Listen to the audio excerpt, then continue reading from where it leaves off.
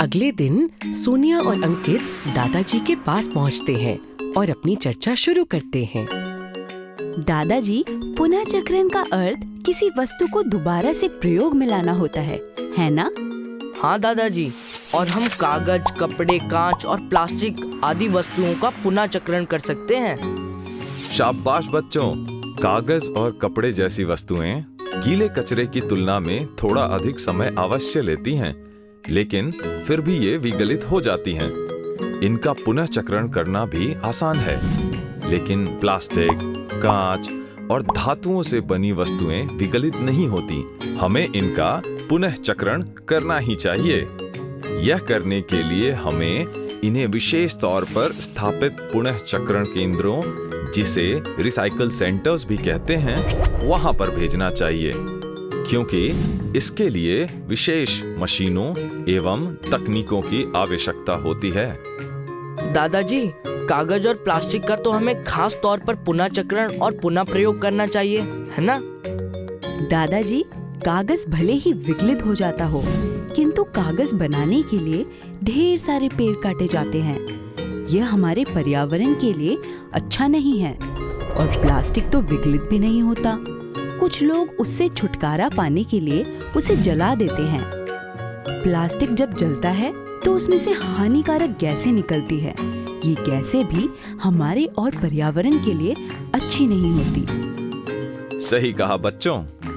दादाजी, मेरे मन में एक सवाल आया है। प्लास्टिक तो कई प्रकार के होते हैं, कुछ सख्त, कुछ मुलायम, कुछ पारदर्शी होते हैं और कुछ के आर पार हम नहीं देख पाते हैं। क्या हम इन सभी प्रकार के प्लास्टिक का पुनः चक्रण कर सकते हैं? बेटा, प्लास्टिक मुख्यतः दो प्रकार के होते हैं। एक वो जो केवल एक बार ही प्रयोग किए जा सकते हैं और फिर उन्हें फेंक दिया जाता है, और दूसरे जिनका हम पुनः चक्रण कर सकते हैं। पर्यावरण को सबसे ज्यादा नुकसान एक ही बार इस्तेमाल करे जाने वाले प्लास्टिक से होता है। पानी की बोतलें, थैलियां, प्लास्टिक के चम्मच आदि इस प्रकार के प्लास्टिक के उदाहरण हैं। दादाजी, जब हम सब जानते हैं कि इस प्रकार के प्लास्टिक से पर्यावरण का नुकसान हो रहा है, तो इनका इस्तेमाल बंद क्यों नहीं कर देते? बेटा, इसका कारण लोगों में जागरूकता और पर्यावरण के प्रति लगाव की कमी है। आलस के कारण हम लोग सामान लेने के लिए कपड़े का थैला, पानी की बोतलें आदि नहीं लेके जाते और बाहर से एक बार इस्तेमाल करे जाने वाले प्लास्टिक से बनी वस्तुओं में मिलने वाला सामान खरीद लेते हैं और घर आकर वो प्लास्टिक की थैली फेंक देते हैं, जो समय के साथ कचरे का पहाड़ बन जाता है।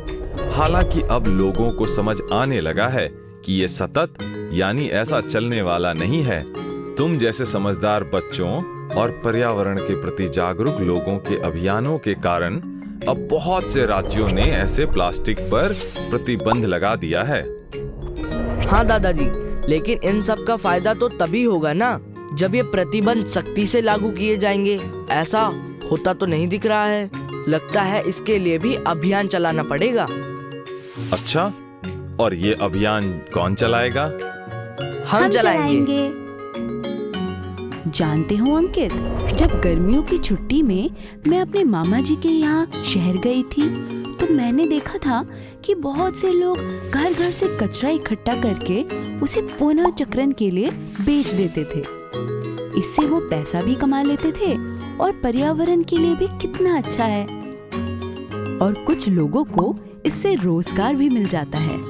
ये सब मुझे मामा जी ने समझाया था। अरे वाह सोनिया, ये तो अच्छा आइडिया है। दादाजी, गांव में जब हम लोगों के अंदर जागरूकता लाने के लिए अभियान चलाएंगे, उसके पश्चात क्या हम किसी ऐसे व्यक्ति को सभी घरों के कचरा इकट्ठे करने का कार्य दे सकते हैं? सभी गांव वाले उन्हें प्रतिदिन के हिसाब से पैसे दे दिया करेंगे। हम कोशिश करेंगे। क्या पता यह प्रयोग गांव में भी सफल हो जाए। दादाजी, अगर सोच समझ के इस्तेमाल किया जाए तो कचरे का भी अच्छा इस्तेमाल किया जा सकता है। जैसे कि ये कागज का पंखा, ये मैंने दादाजी की लाई हुई किताब से सीखा है। क्या तुम भी ऐसे खिलौने बनाना सीखना चाहोगी?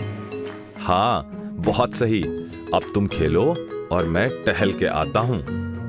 जी दादाजी।